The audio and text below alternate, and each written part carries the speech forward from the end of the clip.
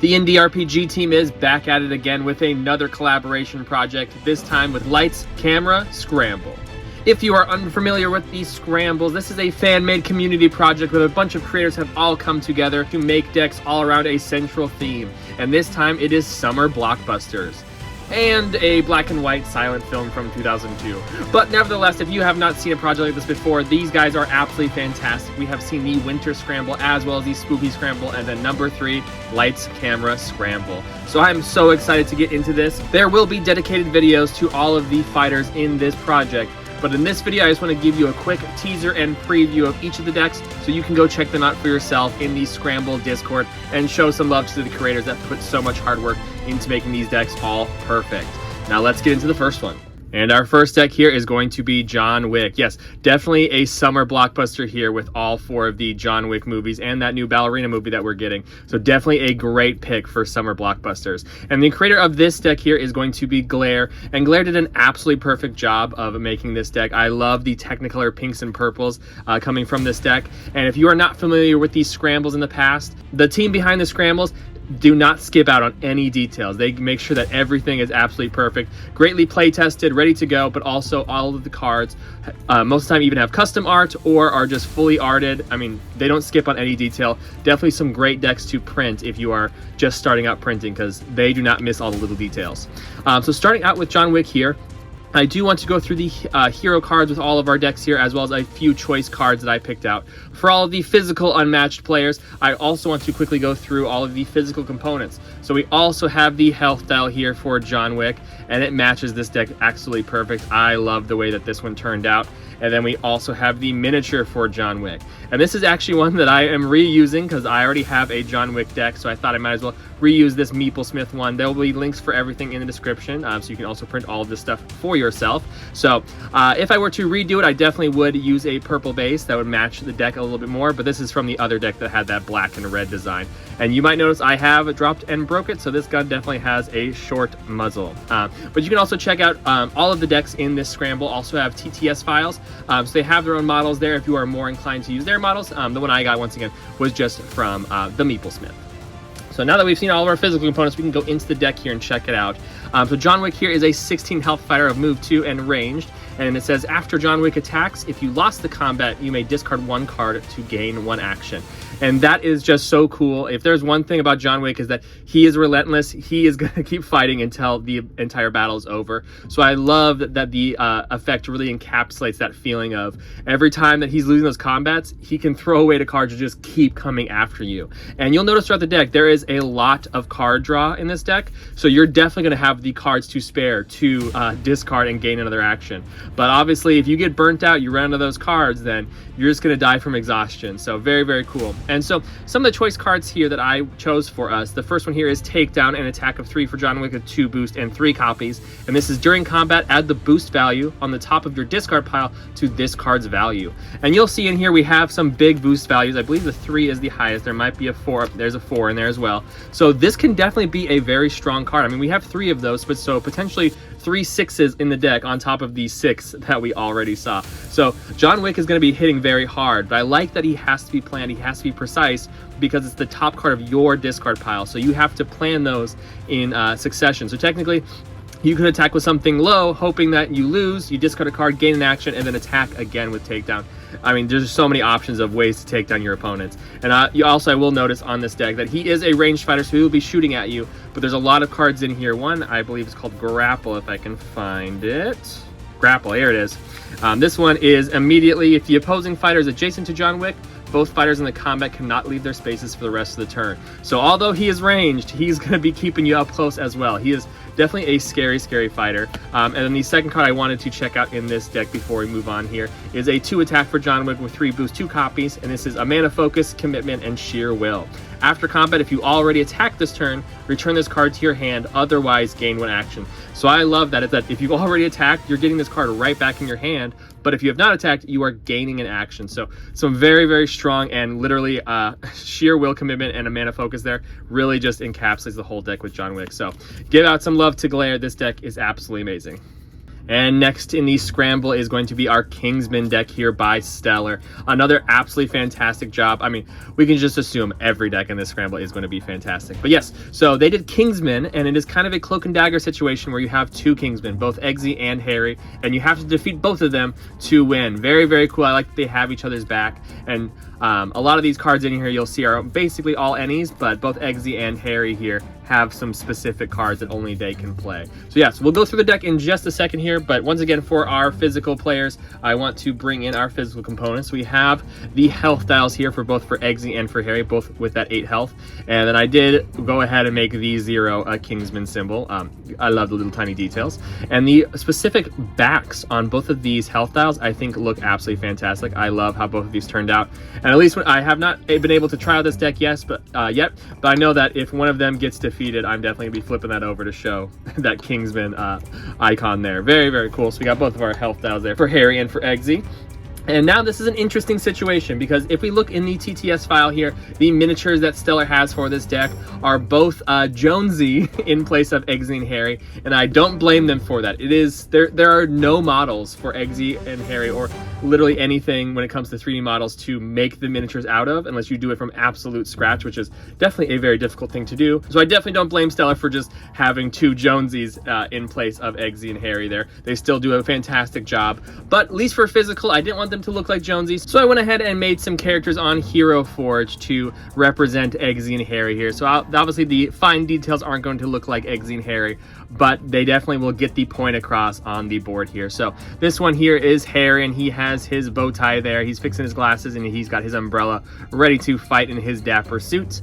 And then the other one here is we have Eggsy ready to tussle. He's wearing his bow tie, and if it was colored, it'd be that orange suit from the second movie. But he's got a gun ready to go, and he's got the fist also ready to go. A little more of a scrappy character than Harry definitely was. But these are some great miniatures to work for the deck, and I will have links for all of this kind of stuff in the description, as well as how to get all of these decks for yourself. And now we can get into the deck and check it out.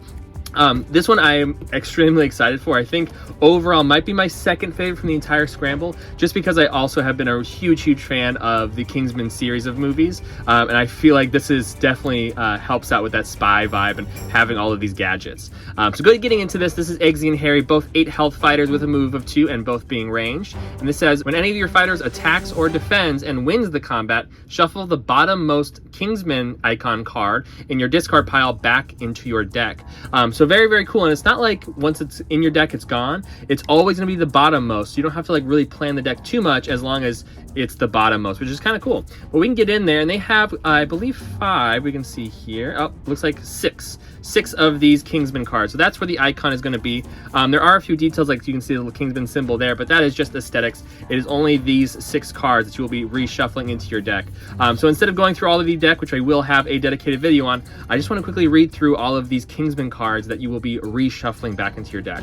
So the first one here, our gadget here, is Ignite the Night. This is a 3 attack for any with 2 boost 1 copy, and this is after combat, choose a space in your fighter zone, deal 1 damage to all fighters in that space and in spaces adjacent to it. So very cool. I mean, in the movies we saw that this is a grenade. We saw that whenever after Mark Hamill's character's head exploded, Harry put this on the table and it exploded. So it's very cool to have basically a little grenade to throw. So I like how you choose a space in your zone that you can throw it to. It blows up that space and all adjacent spaces. And you can get this right back in your hand after you win combats. And then next here is a 1 attack for any with 2 boost 1 copy. And this is Kingsman Pistol after combat shotgun barrel. And that's a secondary 4th attack there with the 4 value, sorry. And this card's value is -1 for each space between your fighter and the opposing fighter. Very cool. I mean, as we saw in the movies, that pistol there has a shotgun barrel on the bottom. So he's firing once with a 1 attack and then doing a big shot with that shotgun, and obviously getting more damage depending on how close you are. Very cool. I love whenever ranged fighters have a reason to be nice and close to somebody. Also makes it scary for those melee fighters. Then next here is a defense of 5. Remember, we get to reshuffle this guy. This is for any with 3 boost 1 copy, and this is the Rainmaker, aka that umbrella that Harry is holding there. And this is, if your fighter is adjacent to the opposing fighter, you may play this card to attack. Very strong. Immediately this combat, your fighter does not take damage from effects other than combat damage. So having that big umbrella shield. So once again, you don't get to really choose which of these Kingsman cards goes back into your hand. It's just the bottommost. So if that's the most recent one you played and you haven't played a second one, I mean, you're going to be getting this one back, and then you can just play it again and go again. But once again, it's just like a spy having all of these gadgets. You got to know when the right time is to play it, and then you get to reoccur it. So it's like not the card's gone once you've played it. So very, very cool. Next here is a 3 versatile for any with 2 boost 1 copy, and this is Kingsman glasses. After combat, look at the 3 top cards of yours or your opponent's deck. You may rearrange them in any order. Very, very cool. Either replanning your deck or replanning the opposing fighter's deck, but also definitely very strong to know what 3 cards are coming up with the opponent. So once again, very spyly having these glasses to spy on your opponent or rearrange your cards. Very, very cool. And then we got 2 more Kingsman cards here. The next one is a 2 versatile for any with 2 boost 1 copy, and this is the Silent Stain. After combat, deal 1 damage to the opposing fighter. You may discard a card from your hand to deal 2 damage instead. And if you have not seen the movie, basically there's a little vial in this pen that you would secretly poison your opponent with, and then once you turn this pen on, you can flick the switch to instantly kill them. So very, very cool. I like that you are dealing some damage there with this card. And then our last Kingsman card is a scheme for any with 3 boost 1 copy, and this is Medal of Valor. Choose a non-Kingsman card in your discard pile and add it to your hand. Gain 1 action. So basically trading in this Valor medal to get a card, specifically not a Kingsman card, which is very thematic to the movies because this is what Harry gave Eggsy whenever his dad died, and he traded it in for a favor. So one thing that's amazing about this deck is I'm a huge fan of all of the Kingsman movies, and I like that all of the cards make reference to different gadgets or scenes from the movies. Definitely very thematic and makes this deck one of my favorites from the Scramble. And next from the Scramble, we have The Birds from the movie The Birds, I believe an Alfred Hitchcock horror movie. Very, very fun. And our creator from this deck is Jowee here. We will see his name again in the Scramble. He actually has 2 decks. And a very, very cool deck. I believe a few insights I got from Jowee here is that he kind of wanted to create a kind of Raptor style deck here. So you might even notice here we have 6 of these 2 health, kind of like Unanga sidekicks there, where it's a 1 health sidekicks, but they have that 1 extra health that you will use a token to say 2 health or 1 health, and you get 6 of those. So once again, we will look at the deck in just a second, but for our physical players, I do want to really show you the physical opponents, and it's nice and easy. You have the deck of cards there, and then you just have 6 of these tokens, basically little sidekick tokens that show 2 health on one side and 1 health on the other, and you have 6 of those. So 6 of these birds to swarm, and these are not small fighters, so you cannot be placing them in the same space. So definitely very scary and very thematic to the movie of just getting absolutely swarmed by these murder of crows there. Very, very cool. Let's get right into the deck here because it's going to be a little complicated at first glance. And this is the birds, all melee fighters. Got 6 of those 2 health guys with a move 2 for all of them. And this says, at the start of the game, place birds only adjacent to other birds. Your first attack, each action has the following effect. After combat, you may discard 1 card to swarm. And what is swarm? This is a secondary attack here with a 0 for swarm. And this is during combat, draw 1 card. This card's value is equal to the number of birds adjacent to the opposing fighter. So all those attacks are going to be getting this secondary attack ability of being able to like swarm your opponent. So the max here, I believe on maps the most adjacency you can have is what, 4 or 5. So you're not gonna be getting a 6 damage out of this, but probably more likely a 1, 2, or 3, and potentially as you're always gonna get a 1 if you have a adjacent opponent. But this can be feinted, so if you're scared of getting, let's say, 4 attack after you, you can feint it.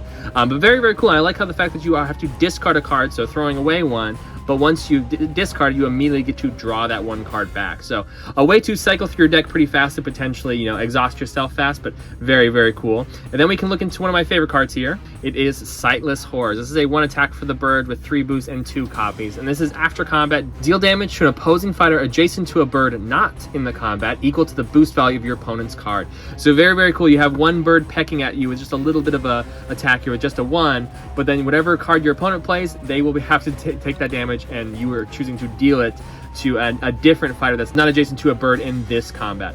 So very, very cool. I like that you are pecking at 1 and then a different bird is dealing damage depending on how a good of a card your opponent decided to defend with. Very, very fun. I love how that one works. And of course, the artwork here is absolutely gross. I mean, he is missing both of his eyeballs, and we can see one right there in the bird's mouth. And if you don't know Jowee goes absolutely hard with all of the artwork, all custom art that he has made here. Very, very cool.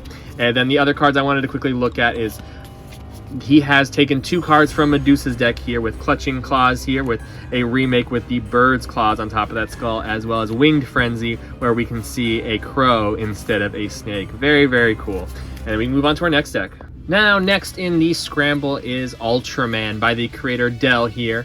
And this is one where actually I don't know a whole lot about the character. I feel like I've seen a lot of stuff, but if my memory serves me correctly, Ultraman is basically kind of a Godzilla type action movie where this hero can grow to this huge size and fight a bunch of kaijus. Very, very cool. And I said, I don't even really know the character, but reading through the deck and playing as this character, you really get the sense of what this character is all about. And once again, for our physical players here, let's go right into the physical components. We can see our health dial here with Ultraman with 18 health, as well as the backside there. And Ultraman is one of 2 large fighters from this scramble, so we can pull in Ultraman here. Now, this one, I'm not sure if I fully like this one specifically for the miniature. You can see the one that they use in TTS here. I think the pose is a lot better. The only issue is that it's super, super smooth, so you don't get all of these details of Ultraman. And there's not a lot going on with Ultraman, so I feel like you really need all of these like little details that you see. I just think the pose doesn't quite make sense to me, but maybe this is a specific pose of him kind of holding himself and holding outstretched his hand there. Maybe that's part of the movies and I just am not familiar with there. And with past large fighters here, I feel like I've gotten way more close to what the actual like large fighter is there, even down to the writing on the bottom here that says Unmatched fan-made large fighter. I mean, even with this little divot there. I'm very, very proud of how the large fighters are turning out, just maybe not specifically with the pose of Ultraman, but it'll do for now. So we can get into the deck here with Ultraman, and he is a large fighter with reach. And if you're unfamiliar with what reach is here, that is a basic fan community keyword, but basically means that you're a melee fighter that can attack up to 2 spaces away, just like the T-Rex. So yes, Ultraman here is a reach fighter with 18 health and 2 move. And also it says Ultraman is a large fighter.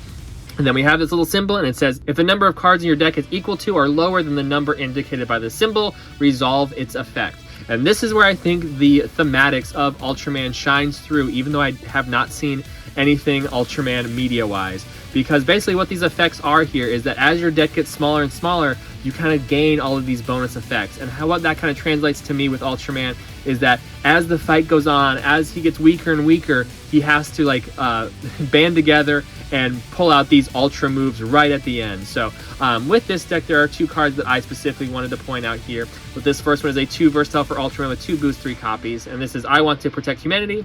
During combat, you may blind boost this card twice. And then once you have 8 or less cards in your deck, after combat, shuffle one of the boost cards into your deck. So if you play it early on, you're not going to get one of those boost cards back. But as the game goes on and you are kind of on your last fight there with only 8 or less cards in your deck, you're going to be starting to kind of pull through and get these greater effects from being on your last legs there.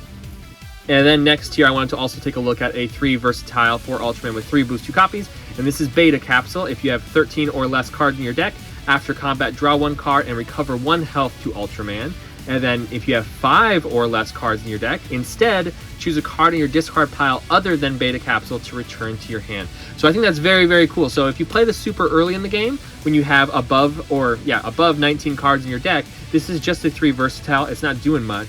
But once you have 19 or lower, as in you're kind of taking a little bit of damage, you're probably somewhere in the middle of the game here, you are now drawing cards and recovering health to Ultraman.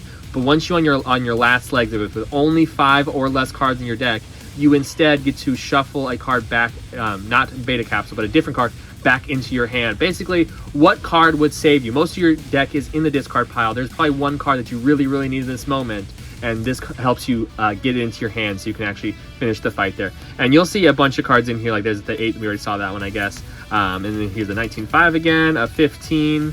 So there are all the like different positions in your deck. So very, very cool. I like the idea that you have to decide how long do you want to hold on to these cards, because this one says 8, but obviously you kind of want to play this maybe early on with that double blind boost. You want to just hold on to this forever until you have only 8 cards left. You definitely want to be playing these cards potentially early as well. So very, very cool, very thematic. Definitely makes me really want to check out Ultraman.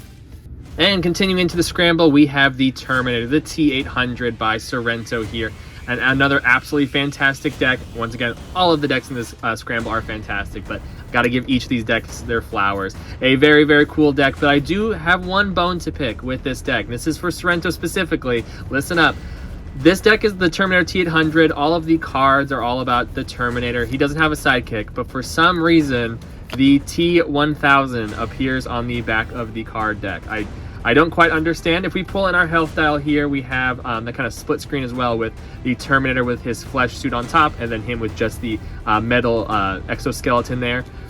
So why is the T1000 there? When I first saw this deck, I thought that the T1000 was going to be a sidekick or appear somewhere in the deck, but he doesn't. But hey, let's move on. We can not just let me harp on why there's a specific image in this deck. But yeah, so we'll take a look at that deck in just a second here. We can quickly once again pull out the health dial here for the T800. And I really like this split screen here with the lightning strike in the middle of the Terminator with his skin suit on, and then with just the exoskeleton potentially on fire with how red it is there. We can also take a look at the back here. We have the Terminator putting his thumbs up, I believe, from the second Terminator, Judgment Day.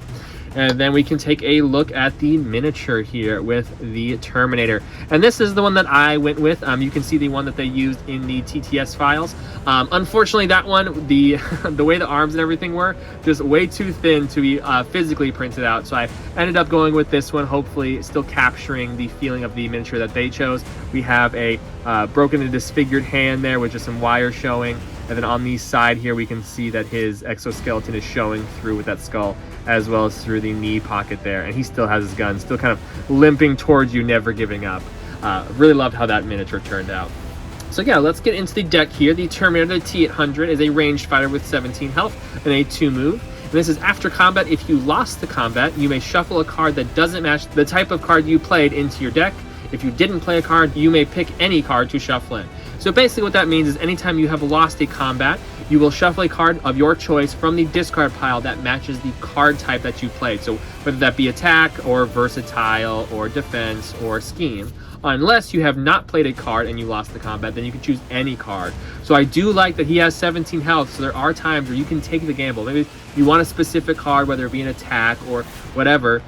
You can kind of make yourself lose the combat on purpose by not playing a card at all and then choosing basically any card from your discard pile. And they did want me to point out they have changed this card in the print files because I got a kind of an early release here. They didn't specify the discard pile, but that is what they meant by this, is that it's from your discard pile. But yeah, so there are 2 cards from this deck that I really wanted to point out here. And the first one here is a 5 attack for the Terminator with 3 boost, 2 copies, and this is Terminated.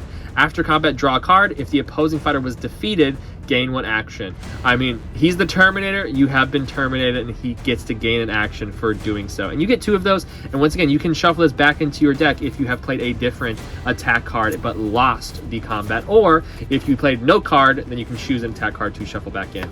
And the other one I wanted to quickly show off here is a 2 versatile for the Terminator with 3 boost, 4 copies, and this is Learning Computer. When you shuffle this card into your deck, draw 1 card, so it means that you had played a versatile card or played nothing, and then shuffle that card back into your deck. You get to quickly gain a bonus for doing so. But in the combat specifically, during combat, if there is a copy of your opponent's card in their discard pile, add its boost value to this card's value. And why I like that so much, I mean, he literally is a learning computer. You use a move on him once, as in the card's already in your discard pile. The next time you play that card, this gets a bonus depending on what that boost value is. So he literally is a learning computer, learning from his mistakes from an old card and now being able to predict what you're going to do with the card being played a second time. Very, very cool. If we're doing blockbusters, you've got to include the Terminator.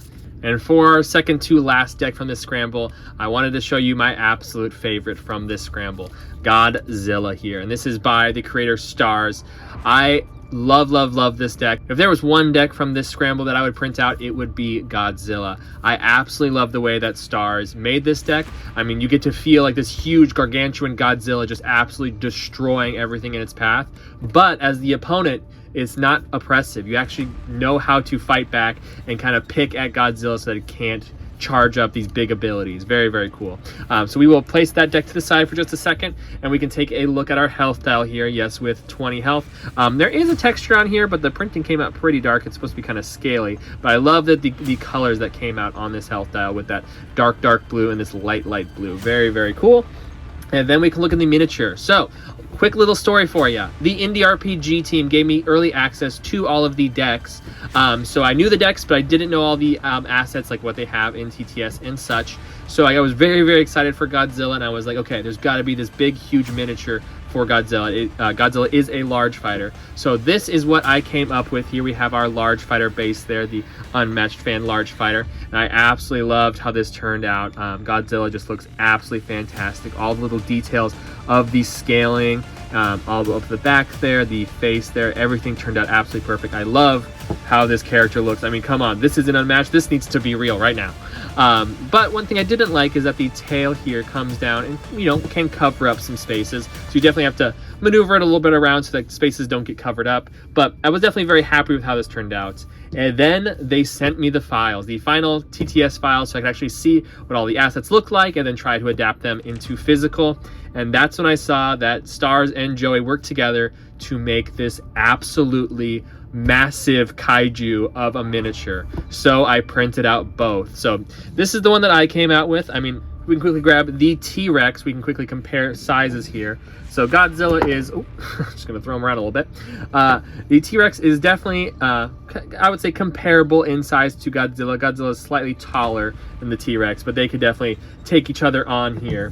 But with the miniature that Jowee and Stars have, this makes the actual one that I had just look dwarfed. I mean, look at the size of this miniature. It still fits on the large fighter base there.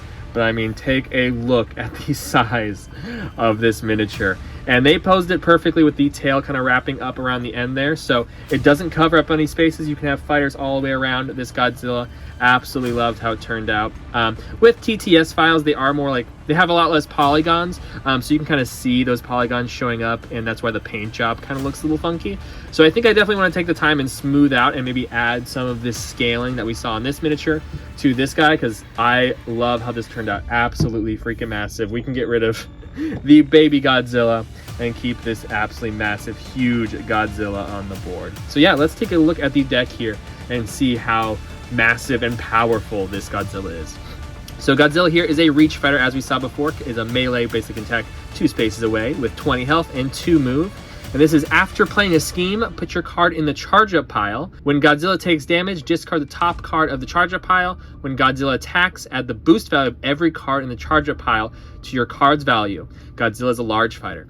So to quickly put that into perspective, basically kind of what you would do with, like, let's say, with Black Panther, where you have this separate pile of just keeping track of boost values. So you basically just would put them off to the side. Okay, I guess see you later, Godzilla. We'll put them off to the side here. But you would basically have all of these boost values sitting off to the side in a charge up pile. And you would add all of these boost values to your current attack. So in this case, we have a 0 and a 2. So you would add 2 to your boost value for that current attack there, as I said, when Godzilla attacks. But as the opponent, what you can do is attack them first. So every time Godzilla takes damage, whether that's a ping, an effect damage, or combat damage, whatever, you will discard the top card of the charge up pile. So it's very, very cool because Godzilla can just keep charging up, getting stronger and stronger, adding who knows how much, 6, 10, 12 of these boosts to your attack cards there.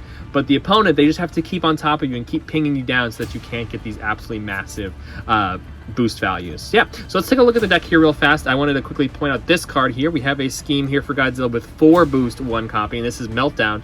The effect is end the turn. And that is such a fun interaction with this deck because you are adding basically 4 to all of your future attacks until this is discarded. So you definitely want to cover this up because it's the top card of your discard pile. You don't get to choose. It's just the top card every time.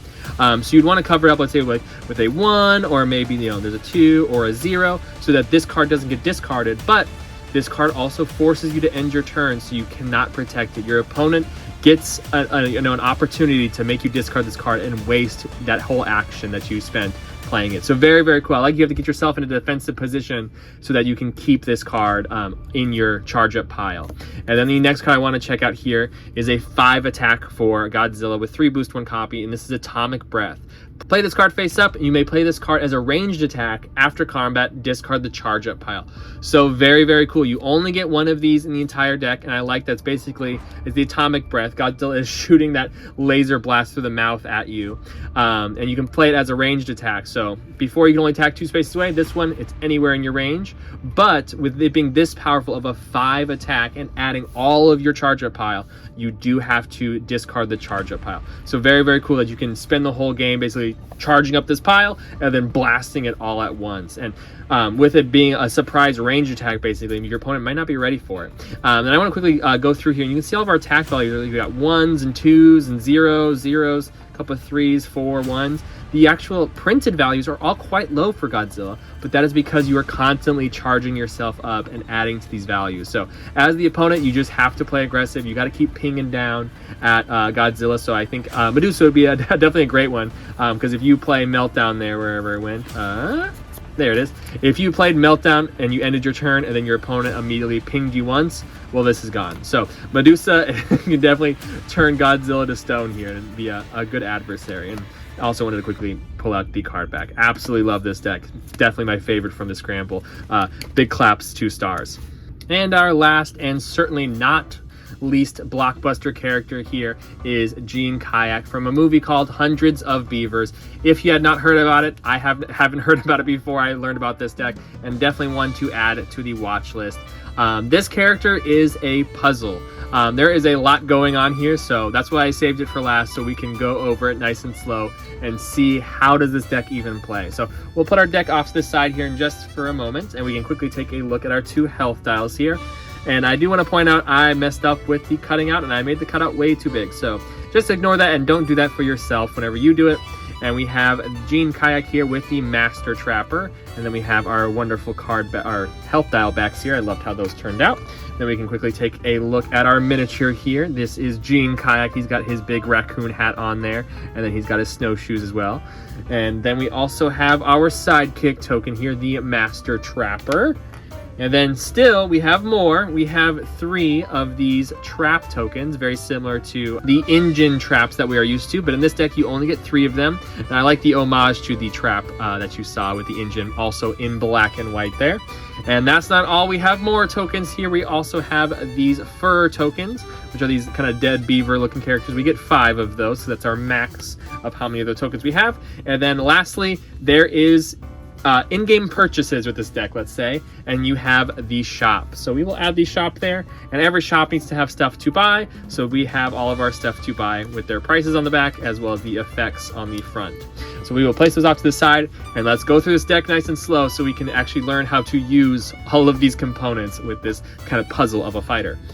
So going into the deck here, Kayak is a 15 health fighter that's melee, and the Master Trapper is a 6 health fighter that's melee, and they both have a move of 3. So definitely reminiscent of our engine there. And our ability reads, do not start the game with any traps on the board. You have a max of 3 traps on the board, and that's what we have, only 3 of those traps there.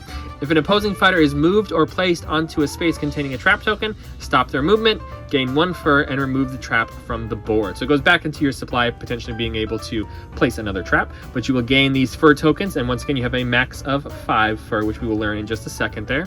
And then lastly here it says, after combat, if you lost the combat, place any trap token in a space in Gene's zone. So you have a max of 3 of these traps, but every time you lose a combat, you get to place a trap token in a space in Gene's zone.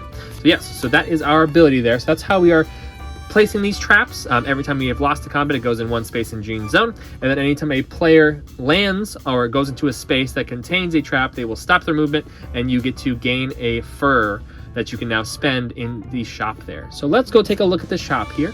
And this says you have a max of 5 fur, as I was explaining there before. During your turn, if Gene is on any starting space, you may spend a number of fur equal to an item's price to gain that shop item. And those are the shop items there. We'll go those in just a second. So very, very cool. I like that you have to go to a starting space and like basically you're visiting a shop. So you can't just buy these willy-nilly at anywhere on the board. You have to specifically make your way to a starting space. I really like that interaction. And then we can also quickly take a look at the shop items here. So all of our shop items, we have 5 of them. It shows you what the item is and then how much it costs. So this one is a one-time purchase for 1 fur, and that is knife here. When this item is purchased, deal 1 damage to an opposing fighter. So yes, you only purchase it once. So this is a one-time thing, and you get to deal 1 damage to an opposing fighter no matter where they are. Very, very cool. So if you need that 1 extra ping damage, very, very cool. And also the fact that it just costs 1 fur, so nice and easy purchase. And there are some cards in the deck that I believe interact with how many items you have purchased from the deck. So it actually would be very nice to sometimes purchase this early on so that you can kind of up those bonuses that are in the deck there. So that is our knife. And then next here, moving to a 4 cost there. Let me reshuffle these here. This is a 4 fur cost item here for the shotgun. So yes, so 4 of the 5 fur that you have to collect to get the shotgun. But once you have purchased that gun, Gene may attack fighters up to 2 spaces away.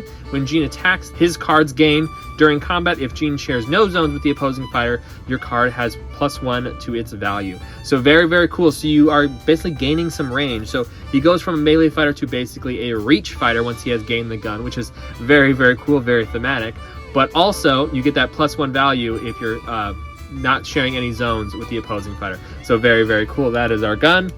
Next in the shop here, we have 2 traps for 3 fur here. And this is Bear Trap. And if an opposing fighter is moved or placed onto a trap during your turn, gain 1 additional fur. So an ongoing effect there here, which is very cool. So now you can gain those furs faster. I think that's so cool. So potentially another strategy here is try to get 3 fur really fast, buy this guy, so now you're gaining fur even faster after that. Very, very cool. I like the decision making here with the shop. And then next here is the rope for 2 fur. And this one is the rope.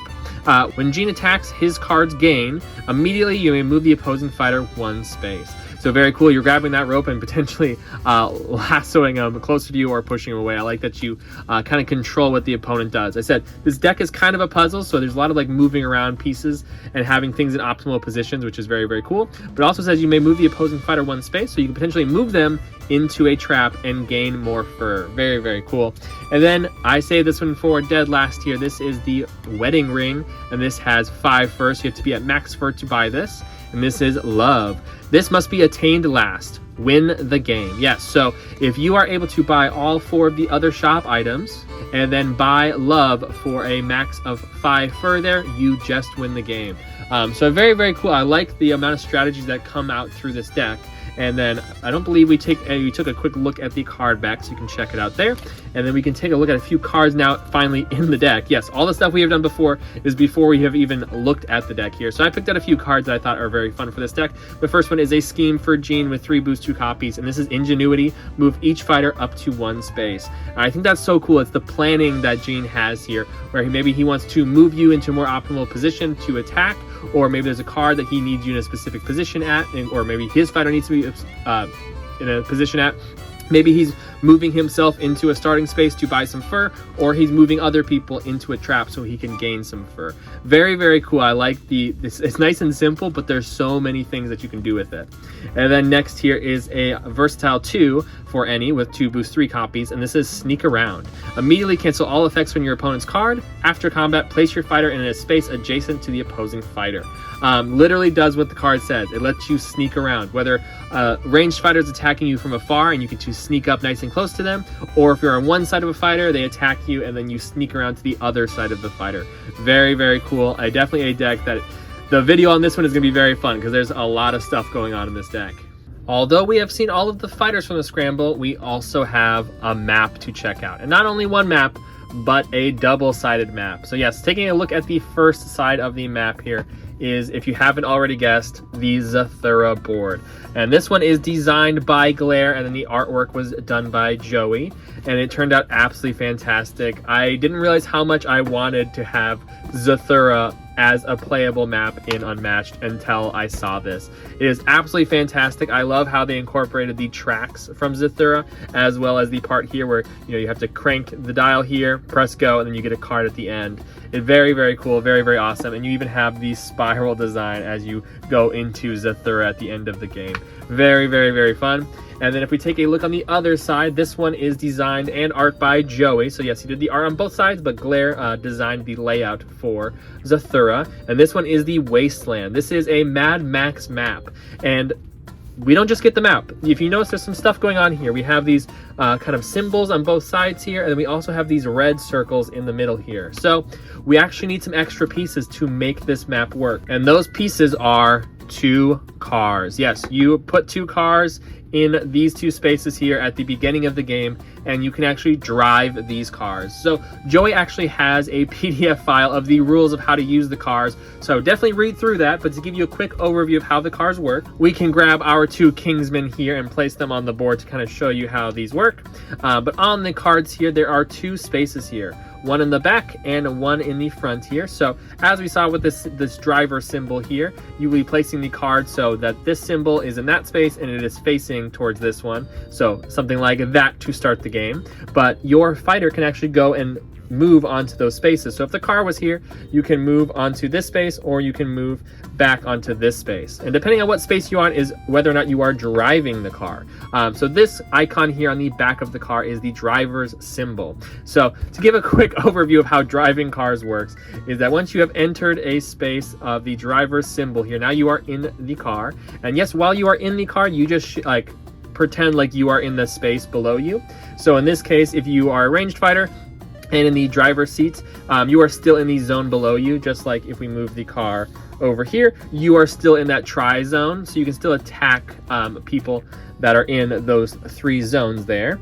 And then if you are on the front here, it's the same thing where you are in the zone below yourself, but you cannot drive the car. So you can have someone on the car and also drive the car, just like so. So to drive a car, you have to start your maneuver action in the driver's seat. So you can't, let's say I have a maneuver of 3, I can't go 1, 2, and then 3 with the car. Nope, I have to start in the driver's seat. And then once I have started in the driver's seat, I get a +2 to my movement. So the Kingsmen here are a move of 2. So with Harry here being in the driver's seat, he's a move of 2, but since he's going to be driving the car, he gets a move of 4. So he can move just like a large fighter would into whatever spaces he would like with the car. And the person on the hood is just going to be along for the ride. And then what is also cool is that once you are in the car, you may attack any other car. So it doesn't matter if you are way over here and this car is way over here. People on the car spaces can always attack each other. And then on the board here, sorry, there's a lot to go on, but trust me, once you start playing with it, it's a little bit more simple. These spaces in the middle here, we can kind of take a closer look. There's 5 spaces here with these red borders. Those are safe zones. And what safe zones mean is that if you are in a car currently, so in this case, they are both in the car, even though they are in the same zone, you cannot attack a player in a safe zone if you're in a car. So even this one, even though they're connected by a line, you cannot attack this way, but you can attack the other way. So cars cannot attack the safe zones, and they cannot enter the safe zones. So potentially, if you are on, the person's in the car here and you are on the ground, you can just quickly move into a safe zone, and now they cannot attack you, and obviously cannot follow you through as you go. They'd have to go around the long ways. So a very cool way to implement cars here. And then the last thing, if I'm not forgetting here, definitely once again, read the PDF. There's a lot of little tiny rules, but once again, it works pretty simple in gameplay. If you are in a safe zone, you may attack any fighter as if they were in your zone. So that only works with ranged fighters, so obviously melee still needs to be connected, but since Eggsy here is a ranged fighter, he can attack the car. So just a quick overview again, let's grab one more fighter, and we will stick the Terminator here up on that car here. So in this case here, Harry can attack the Terminator because they are both in cars there. And then actually let's do this here. But the Terminator cannot attack Eggsy in the middle there because he's currently in a car and Eggsy is in a safe zone. But now Eggsy can attack both of them because he's ranged and you consider them to be in the same zone as you. So it's kind of a one-way system where the cars are super strong, adding that +2 value and being able to attack from a little bit farther away. But the safe zone is an easy way to counteract it. And one thing Jowee did point out, which was something that maybe keen-eyed viewers have already seen, is there's quite a few more spaces on this Mad Max map. So there's a lot more area to drive around. Very fun, yes. Not only do we get a bunch of custom fighters, but we also get some custom boards that have been designed perfectly. And there we have it, the Lights, Camera, Scramble. A fantastic group project here. A quick round of applause for every single creator that participated in this group project. It turned out absolutely fantastic. They knocked it out of the park with all 7 of the decks and with both of the maps here. I can't recommend enough all 7 of these decks as well as both of the maps. They absolutely crushed it. Please go check them out. They have a couple of Reddit posts that they've been posting, as well as the best place to go, the Discord server. where you will find all of the assets to print all of this stuff for yourself, as well if you want to play it on TTS. Everything's going to be there, as well as discussions through the characters, all the reveals, and a best place to be hanging out whenever the next Scramble does appear. So definitely go out there and check them out. I am very excited to hopefully pretty soon have a dedicated video on every single one of these decks. Now I gotta go, my popcorn's burning.